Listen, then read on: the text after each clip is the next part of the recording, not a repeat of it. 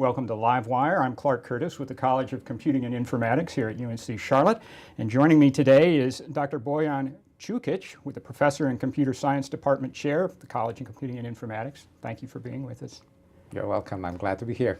Very good. I know you've been here for a little while, but others may not. You came on as our department chair last fall in 2014. So tell us a little bit about your background. Well, I'll go all the way back. That's fine. I was born in Croatia, the beautiful Adriatic coast, and my academic career took me to college in Slovenia. I started my master's in Italy and lived there for a couple of years. Eventually, from there, I went to Houston, Texas, to graduate school, and my first faculty job was in West Virginia, at the West Virginia University. So I've been there for a while. I enjoyed every place where I lived in, and I enjoy Charlotte very, very much. It's a beautiful place, and I'm glad to be here. Did you know all along as a child that this was what you wanted to do to get into this field? Oh yeah, from the age of 1, I knew I was going to be in That's Charlotte. What I thought. Right, exactly. No, I would say it's a very interesting question. How do you choose your career, and when do you know that that's the right career for you? And I really didn't know for a long time. I think what attracted me to computing and computer science, we did have a class in high school which was about programming. So I did use the old Apple II and with the floppy disks and all those things. And I just noticed that when it came to programming, when it came to writing small algorithms and small things, I actually didn't have to spend much time studying it and doing it. And so in my case, it was a kind of a path of least resistance to go into the field where it didn't seem to be very difficult. It seemed to be very exciting. And everyone was saying, oh yeah, computers, future, good, you know. Sure. So it made sense. So it wasn't something that, you know, I never played computer games or never was particularly enchanted by that. But I really liked computing, and I liked the type of career that computer science offered. And but I was doing other things. I worked as a journalist for a while. I worked in many other jobs. Oh my goodness, a fellow journalist. Yeah, we both survived. Yeah, that's why I did that for about a year, and then eventually, you know, got to my senses and went to computer science. Sorry. But yeah, that was the path, and eventually, you know, I stayed in school until I ran out of degrees, and it turned out pretty well for me. What attracted you to UNC Charlotte?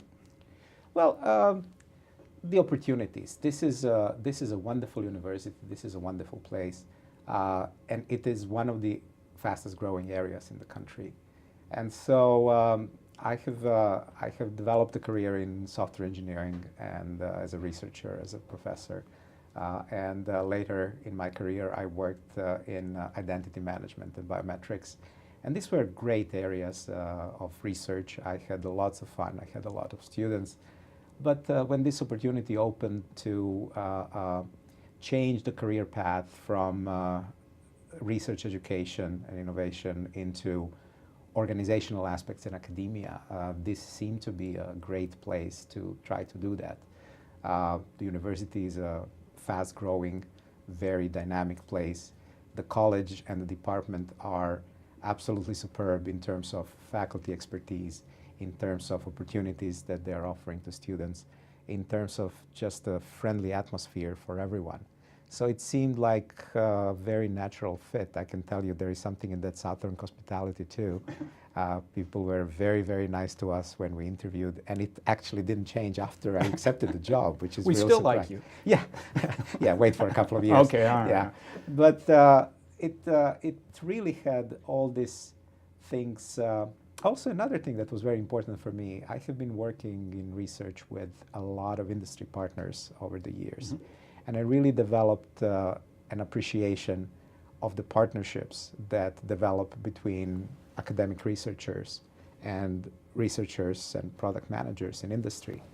And as I was learning more about College of Computing and Informatics, that seemed to be one of the very strong points, the collaboration with the companies in this area, especially as it turns out in the area of data science, the area of computing which is changing the history. It's actually the next industrial revolution, where the revolution is not about industry anymore, it's about data and information. And that was just the perfect opportunity for me to try to make another kind of impact. Why don't you give folks just a basic overview of what we are as the Department of Computer Science over there? Well, the Department of Computer Science at UNC Charlotte is by now the largest department in the state of North Carolina in terms of the number of graduates per year. At the undergraduate level, we are graduating about 25 or over 25% of graduates in the state in computer science. We have a growth in terms of the number of students every year between 10 and 15%. We are really together with the North Carolina State University, the only large-scale, large-volume institution that creates talent in computing. But the department is far more than just undergraduate education. Undergraduate education is one of the, and the quality of that education is one of the very important goals for us. But in addition to that, we see our role as the innovator in this area.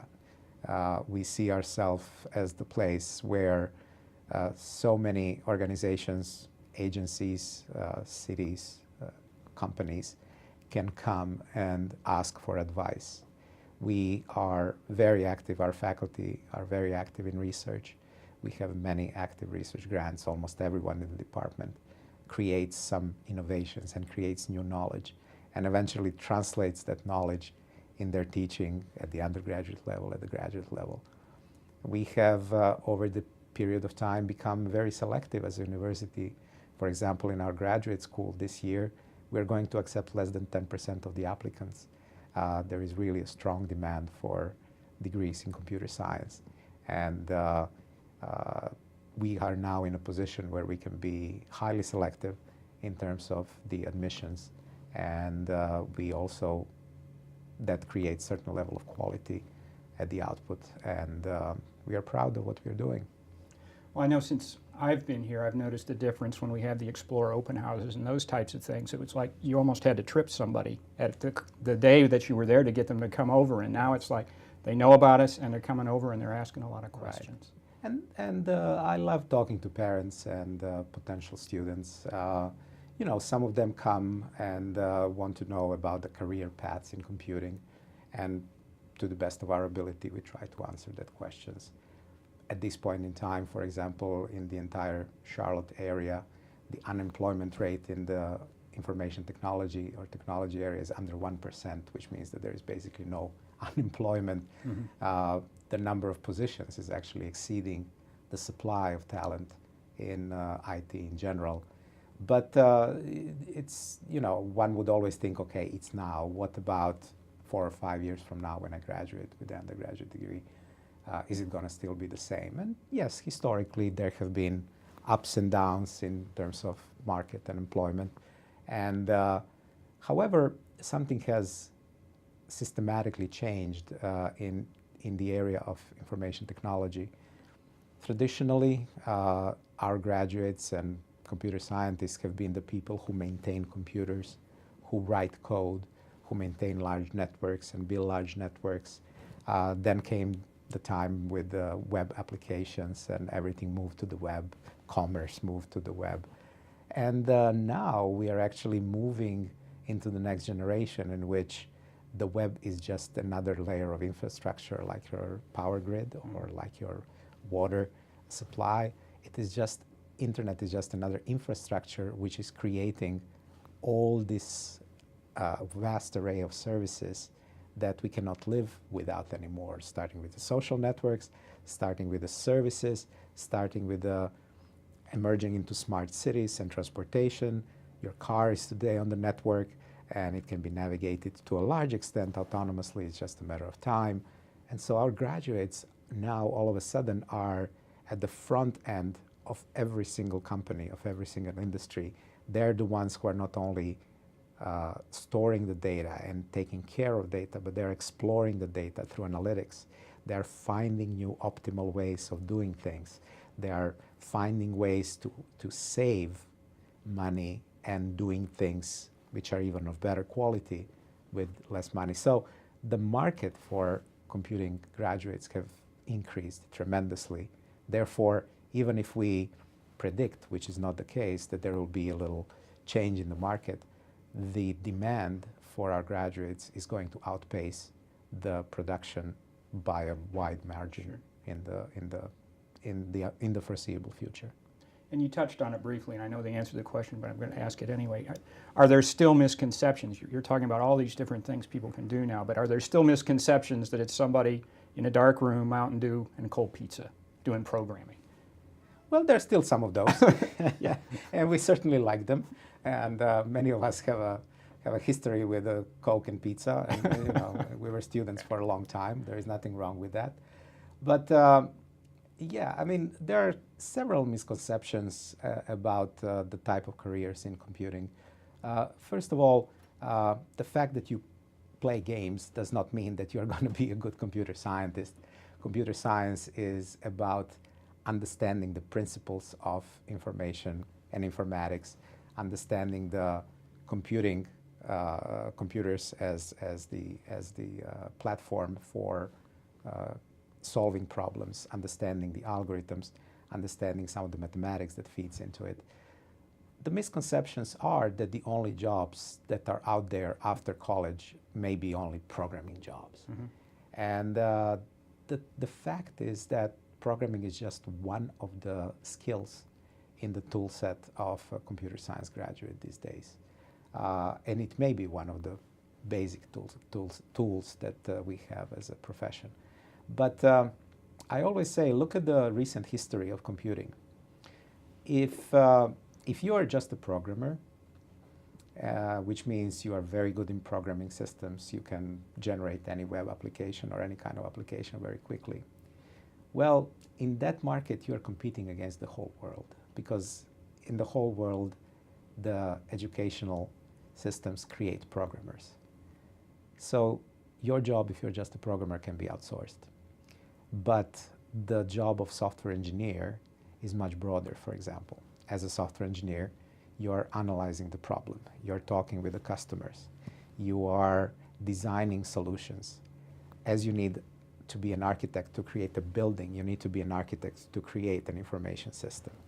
From there, you are analyzing markets, you are analyzing the trends. You are now at the forefront of the revolution in transportation. You are at the forefront of the revolution in energy consumption, energy creation. And so all these new, well, these are not new. This is the new economy where the information is in the middle of it. And so it's not just the programming, which is the result of our educational process. It is a lot of other skills, including the soft skills, including the ability to talk, ability to present, ability to negotiate, ability to represent a broader meaning of informatics and the applications of information management in everyday practice. So the careers are much more diversified than they used to be. And we're putting out that kind of student. I mean, we're answering the call of industry in terms of, we want them to have the soft skills, but we want them to have the technical skills, right. And that's reflected with our graduate degree programs, and now it's trickling down to undergrad. Absolutely. Let me give you just a couple of parameters where this really matters. Looking at the type of employers that come on campus to recruit our students, you would think computer science, oh yeah, that must be IBM, Microsoft, Google, Yahoo. And all of them have some of our graduates and so on. But our major employers these days are banks, insurance agencies, health organizations, retailers. All these industries are coming on campus and recruiting our students. Let me give you another example. We are now experiencing something that's very important, and that is the emergence of so-called data science. So what is the data science? Well, it's a part of computer science. in which just the availability of these vast data sets that are generated from all kinds of sensors. So right now, probably on you, your phone has about a dozen sensors. Any other device that you have, maybe a Fitbit or anything, has a bunch of sensors. All these sensors are transmitting some information, and that information is stored somewhere. So your Fitbit may be measuring how you're doing, how much did you walk today, what meals did you eat, you may enter that information. All that information is aggregated somewhere. So who is analyzing that information? What is the profile of employees, of careers, that are taking all this information and creating new type of business profiles and new type of opportunities for growth? This is where our graduates go this year. Not just this year, but our new graduate. 75% of the requests that we get from industry to do projects with students, to engage them together with industry as early as we can, probably in their junior year or maybe in the senior year. 75% of these projects are about building models from data. So these companies have enormous amounts of data, and they give it to our students and say, can you find me something where I can save a penny or quite a few of these pennies? Only 25% of these projects are about building software. So our graduates are now trying to understand and trying to understand, for example, the process in which, for example, companies may not be happy in their current location. So you have the employees or the owners of the companies complaining on the social networks or in any other media about high taxes, about high price of real estate or rents, and they are trying to find a new place to locate their businesses.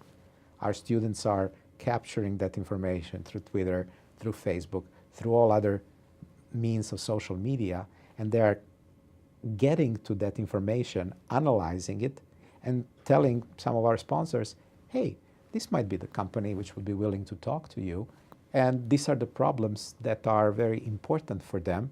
And so if we can negotiate certain, discount on the real estate or tax rates that are going on or tax benefits, these companies may actually be very good targets to relocate to our area. So this is just one example of the project.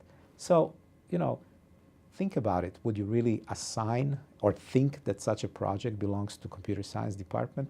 You probably wouldn't, right? But that is what our students are doing these days. So the profile of computer scientists in our graduates has emerged completely different from what it used to be just 10 years ago.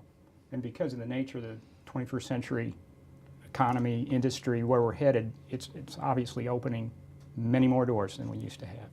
It's opening many more doors. It's opening many more markets. Let me give you just one example. The projections regarding the employment opportunities for the next 10 years in the United States indicate that about 65 to 70% of all the jobs are going to be open for the science, technology, engineering, and math are going to be in the computing area. So 70% of all the jobs in the next 10 years in STEM disciplines are going to be computing jobs. You know how many students study computer science? 2%.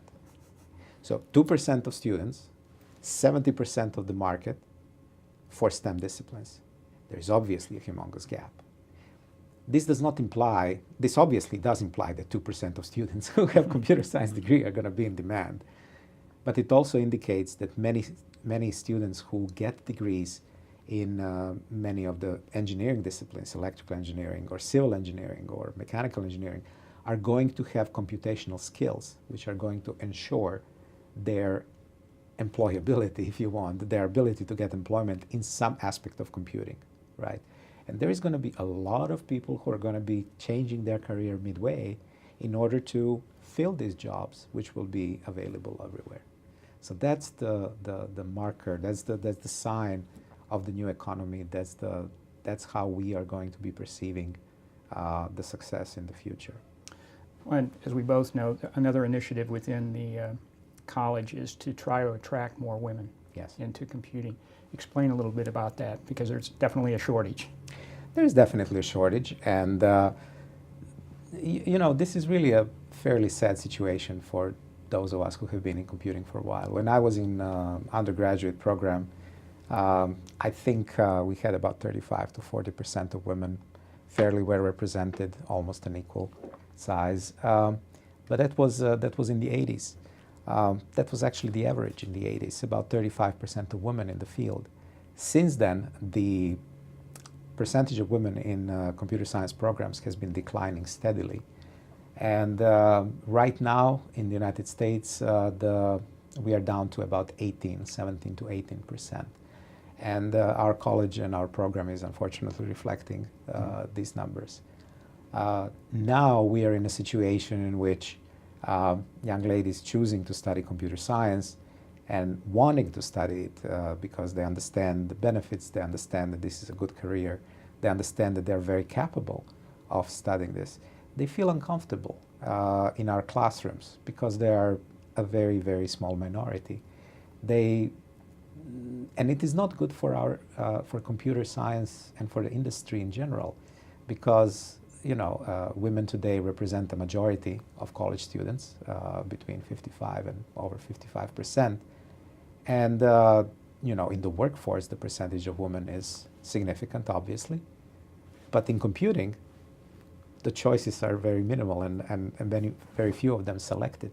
So in terms of quality of employees, companies are very concerned that they're not getting that type of diversity, not only in terms of women, but also in terms of minorities that want to join the program. So it doesn't give them the best choice of the people with all kinds of soft skills which come with diversity.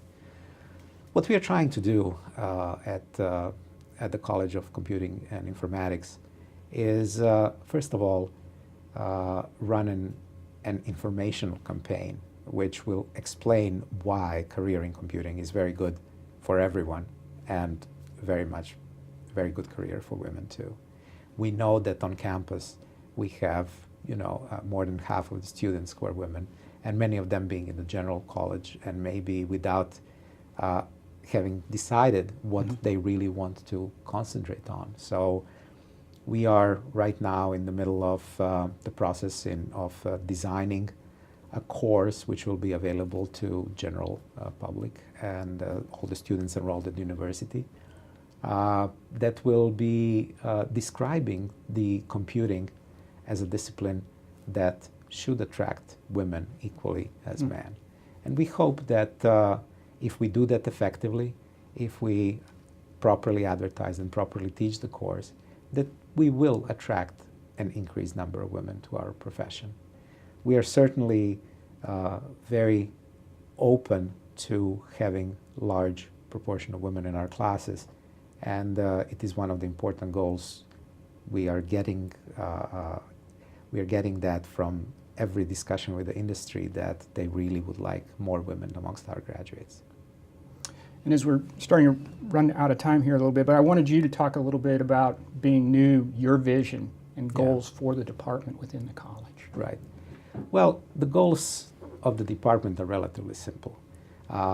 We need to be leaders in innovation, and we need to be leaders in education. Educational leadership is not just in numbers, not just in being large. Educational leadership comes from creating education and creating students who are very capable and who are highly sought by our employers. And so together with other departments in the college, Department of Software Information Systems and Bioinformatics and Genomics, we are creating significant innovations in the way we teach classes. So in some of our classes, for example, you may be asked, if you're a student, to watch a video or read a chapter of a book at home and then come to class and do an exercise or do an assignment, program a small system. So this new type of classroom experiences, together with online education, are a better way to engage a generation which does not have an equal amount of patience as probably you and I had in school, or maybe.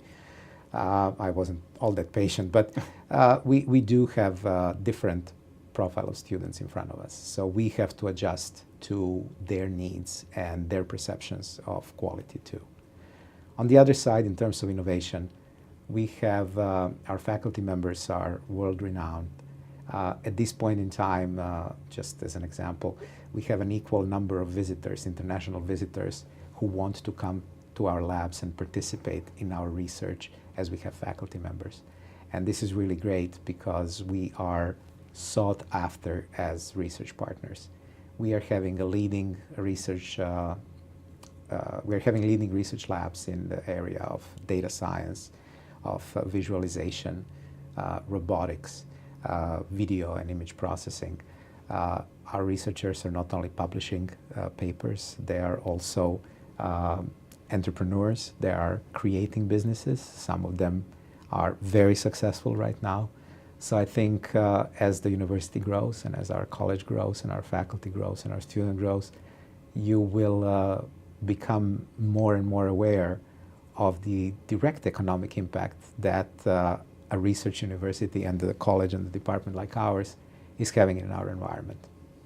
Very good. I think we're just about out of time, but I appreciate your time. Thank you. You for joining us today. Thank you. And if you'd like some more information about the computer science department, you can go to cs.uncc.edu on the internet. And also, if you'd like some more information about the College of Computing and Informatics, it's cci.uncc.edu. Thank you again, Bojan. Thank you for joining us. Have a great afternoon.